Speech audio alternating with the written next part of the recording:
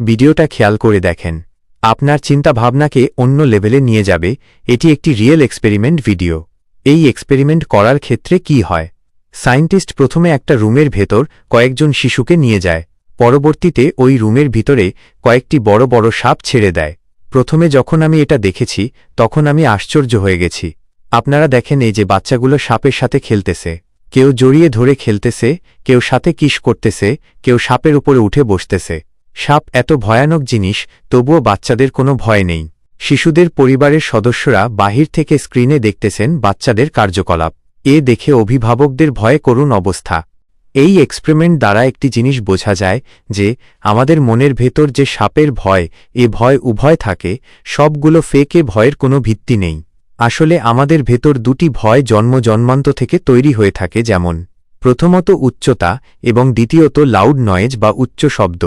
এ ব্যতীত যত ধরনের আমাদের ভয় আছে না কেন, সব ফেক।